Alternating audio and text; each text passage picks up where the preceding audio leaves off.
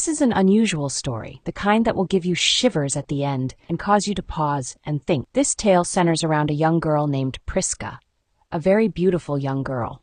She was the first and only daughter born to a successful businessman named Charles, the Don, as many call him. Don's first wife, Miriam, only gave him this one child before her passing. Miriam had died few days after giving birth to Priska due to complications that followed the delivery. She had been advised by the doctors and booked for cesarean birth, or C-section as popularly known, and the procedure seemed to have gone smoothly.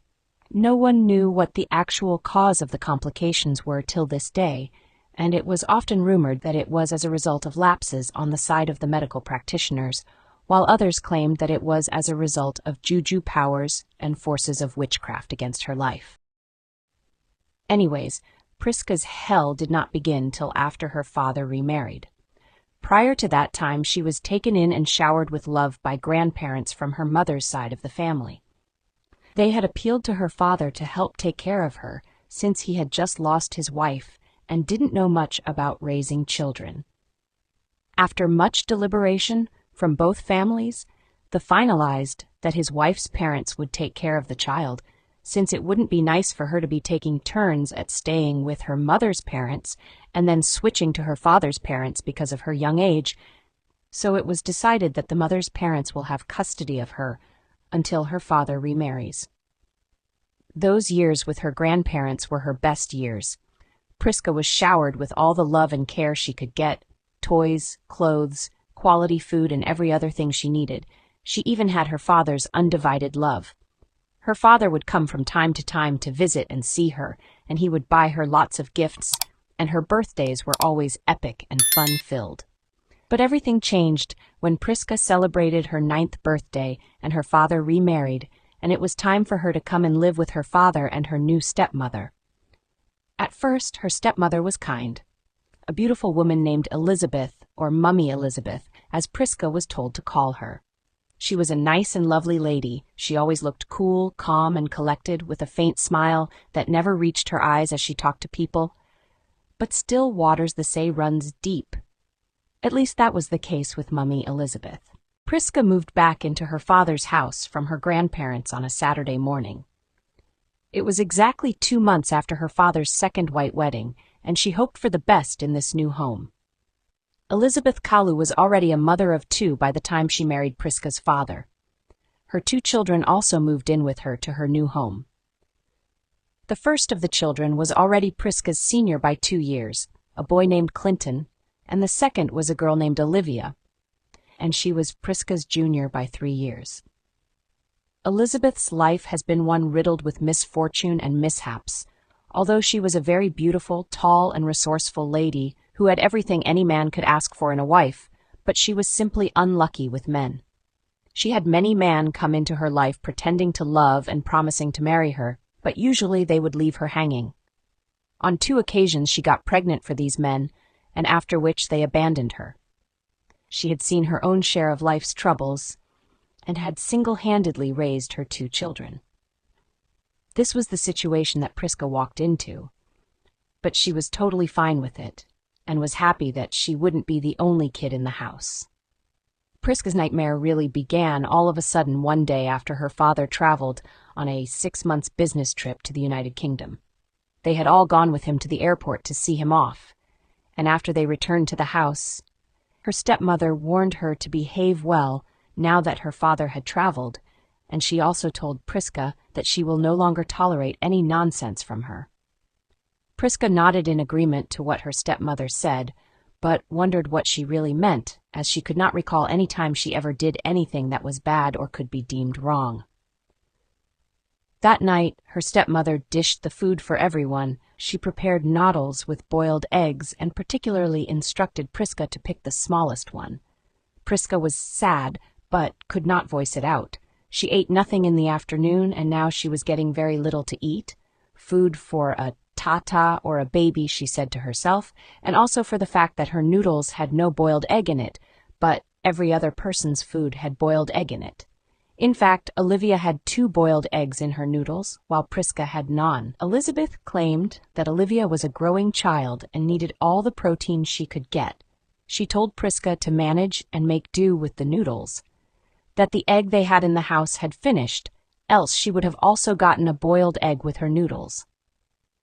That night, Priska slept hungry with an almost empty stomach, having only eaten in the morning before her dad left for the airport. The next day was a Saturday, and usually it was a day for house chores, and everyone would help out in one way or the other, no matter how little their contribution to the cleanliness of the house was. Usually, Priska and Olivia would wash the dishes and sweep the backyard while Clinton's work was in the sighting room and the front yard. Mummy Elizabeth would work in the kitchen, wash her clothes and the children's, and also goes to the market, while Daddy would usually cut the grasses and weed the yard before washing the cars. But this time, Elizabeth called Priska and told her to take care of the house and do the house chores, as she was going out that morning with Clinton and Olivia, who were already fully dressed in their outing clothes. Priska wondered where they were going and which of the chores she was asked to do, but before she could process her thoughts well enough, Elizabeth left with her children and locked Priska inside the house. Priska taught that they would only be gone for just a few hours. She thought that they didn't go far and would soon return to the house. She hurried and did all the chores that all the 3 children living in the house would normally do. She washed all the dishes, scrubbed and mopped the floors of all the rooms in the house. She worked on the backyard and front yard, weeded and swept them. She put the sitting room in order and cleaned the kitchen properly. She even proceeded to clean the windows and clear the ceiling of cobwebs. Then finally she washed some of Clinton's clothes, Olivia's clothes, and hers. After she did the chores, she was hungry, and only then noticed that her stepmother had not kept any food for her. She had not prepared anything before leaving with her children in the morning, and the time was already past 2 p.m. Priska was so hungry, but there was nothing to eat. Her stepmother locked the room where foodstuff was kept and left with the keys. All Priska could drink was water, but it did not quench the hunger, but instead made it worse.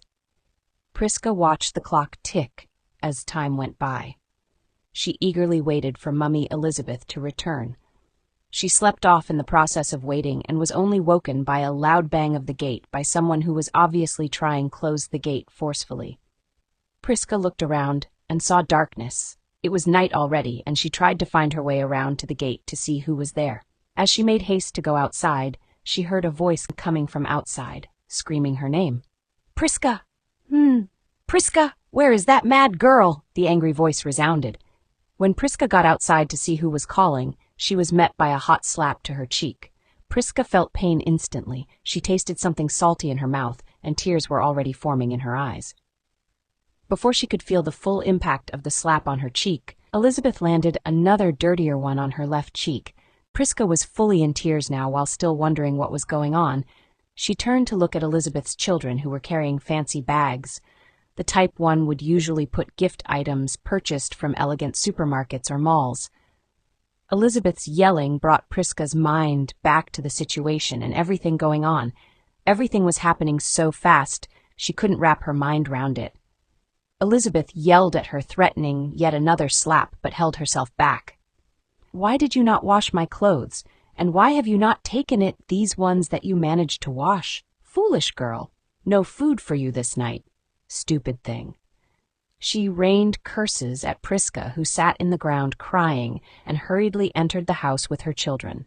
She had selected Clinton's and Olivia's clothes from the line where their clothes were spread and threw Priska's own to the ground. Elizabeth kept her word that night, and Priska did not eat anything.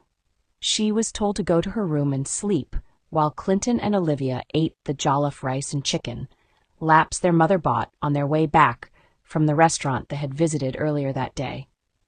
Priska cried, and there were no end to her tears. She had not eaten the whole day, and had only eaten little the night before. She still felt the pain from the slap on both sides of her cheek. The salty taste of blood she tasted in her mouth as a result of the slap had dissipated, and in its place, a painful sensation had lingered. The whole night seemed endless, and although she didn't know what the morning will bring, she hoped for it. Priska didn't know what the time was when she heard a loud bang at her room's door. Fear gripped her legs. She was instantly taken aback to yesterday's terror, and her heart sunk deep into her stomach. Elizabeth knocked on Priska's door like as if Priska owed her an unpaid debt. "Open this door before I break it down," she yelled. Priska opened the door, and Elizabeth held her tightly on the soft end part of her right ear, pinching tightly against it and holding on to it. She drew her out of the room to the front yard where the cars were usually packed. "Why did you not wash these cars yesterday? What were you doing in this house yesterday?" Priska was puzzled, but before she could say anything, Elizabeth yelled the more. "Am I not talking to you?" Priska told her that she didn't know how to wash a car and had never washed a car before. As soon as Elizabeth heard those words, it felt like a switch was just flipped on inside of her, and she gave Priska a dirty slap, but this time it was directly to her mouth. "Shut up," she yelled. "Is it me that will wash these cars for you?" "You must be very stupid. I don't blame you." Meanwhile, at the same time this was happening outside, Clinton and Olivia were eating breakfast inside.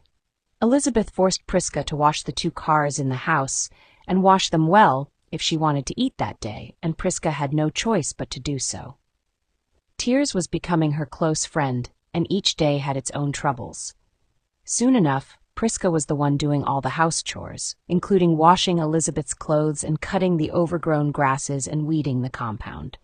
She was only given food twice a day, in the morning and late in the evening, and she always got less food as the days went by. This continued for a long time, and Priska was becoming a fading shadow of herself.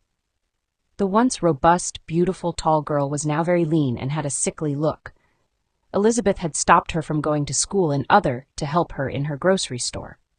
She said she didn't have extra cash to spend on paying an assistant when she had someone like Priska, and that was how Priska became her salesgirl. She didn't allow Priska to speak with her father any time he called. She was often bringing up one excuse or the other. And the times she allowed Priska to talk to her father, she would often pre-warn her to behave and not say anything stupid, else she would face the consequences, and Priska often complied. After the end of 6 months, her father announced that he was done with the business trip and was coming back. And Priska finally hoped that this would be the end to her darkness. She couldn't wait to tell him all that she had been through these past few months, and she could even picture how he would react and reprimand her stepmother for her actions and finally make things right. Finally, the day of his return came, and Priska was left at home to do the chores while Elizabeth and her children went to receive their stepfather at the airport. Although this did not sit well with Priska, she could not do anything about it. She only waited for her father to return to the house. When her father returned, Priska rushed to welcome and greet him, but her father greeted her first with a hot, resounding slap to her cheek. Then he made haste to land another one, but Elizabeth stopped him. "Foolish girl," her father yelled. Before Priska could compose herself, her father rained curses at her and recounted all the bad behaviors he heard she had done while he was away, including the one she had done that very morning. Elizabeth had told him that she refused to follow them to the airport, saying that she didn't have the strength to go to the airport, and that she yelled at Elizabeth when she tried to convince her to follow them, and other nasty stories Elizabeth told him about her. Of course, these were all lies, but somehow her father believed them all. For Priska, all hope was lost. Her father had believed all the lies her stepmother had fed him these 6 months he had been away. She told him that Priska just all of a sudden decided not to go to school and that she tried everything, but she did not listen to her. She even told him that she suspects that Priska might be possessed by a very wicked primordial entity, as she could not explain her strong-headedness and resolve sometimes. She made up many lies about Priska, and her father believed it.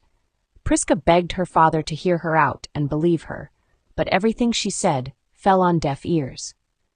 Priska knew that things were not going to get better, and that was exactly what happened. Her father vowed never to return her back to school, refused to hear anything she had to say. He also agreed with his wife to give Priska all the house chores as a way of punishing her and bending her to submission. Her step-siblings became her father's favorites. They got all they wanted, they never did any chores, they were overly pampered. but their father saw it as a way of rewarding their good behavior, as their mother had made him to believe. Priska lived in her father's house, yet her father's house felt like hell, and there was no remedy to the chaos. When Priska became 16 years old, she ran away from home. It all happened one Saturday night while she was ironing everyone's cloth for church the next day. She was playing music in the ironing room and did not hear her stepmother calling. When Elizabeth came inside the room and found Priska ironing some clothes and playing music with Clinton's MP3 music player, she laced her cheek with a slap, but this time, Priska was no longer the quiet little girl she used to be. She had subconsciously accepted all the curses her parents had been raining on her for years, and it had shaped her into a very rebellious teenager, as they had often called her to be. Finally, she had accepted. She had forgotten her old self, and her new name was Rebellion. She gave Elizabeth a slap to the cheek and then another one before completing it with a powerful shove, which sent Elizabeth crashing to the room's floor. Priska made way and ran outside and easily jumped the fence of the house that night and was never seen again, not until yesterday's night on the evening news broadcast. It had been 3 whole years after she ran away from home. Everyone searched for her without success. Her father grew sick from missing her after he found out the truth and realized what Priska had passed through under his roof, and the fact that all that his wife told him about Priska were nothing but lies. It was during a heated fight between Elizabeth and her son Clinton that the truth was unraveled. Clinton had a disagreement with his mother over a plot they had nursed for a long time, a sinister plot to sell off landed properties belonging to Priska's father, and this misunderstanding led them to fall out with each other, and Clinton, in order to get back at his mother, exposed all the lies she told about Priska and what really happened and how Priska was innocent of those lies and accusations. This truth sent their stepfather to the sick bed and nearly to the grave, as he could not believe how foolish and mean he had been to his own biological daughter. She begged for him to believe her, but he gave her no ears. He regretted his actions, but it was too late now. Priska was already on the news that night, and her father watched. Everyone watched with much intrigue and mixed feelings. The famous Alaska gang had finally been apprehended, the all-female robbery gang that had plagued the city that year. No one knew who they were until that day. The ladies were on death row and were about to face the firing squad, but they all had smiles on their faces. Their leader had a faint smile on her face, and her eyes seemed to have a lot of stories to tell. A tear dropped from her left eye down her cheek. This was Priska, the little girl years back that was showered with love from her grandparents after her mother passed away. That night seemed gloomy. Everyone was glued to their TV set. Priska's father was watching from his sick bed as tears flowed down his eyes. The firing squad commander asked the girls if they had any last words, and Priska opted to speak. "This is not how I wanted to end," she said. "This was not my life's plan. I had parents, yet I lived like an orphan. The good treated me badly, and the bad were good to me. I wish things were different. May God save my soul." As soon as she finished, the squad did what they were trained to do. Parents hid their children's eyes from the TV screen, and some switched it off entirely. There was a sorrowful air over the city that night. 4 young ladies were gone so soon. Priska's father had a stroke that night, but he survived. His wife also left him, and no one knew of her whereabouts. Clinton got into drugs and was apprehended by the police, and Olivia left the country with an unknown man. Until today, no one knows if she's alive or dead. Who should be blamed for this tragedy? The parents or the children? Tell us your thoughts in the comment section. Take a moment to like, share, and subscribe to our channel as a way of supporting our channel, and hit the notification button so that you will be the first to get notified when we post our next video.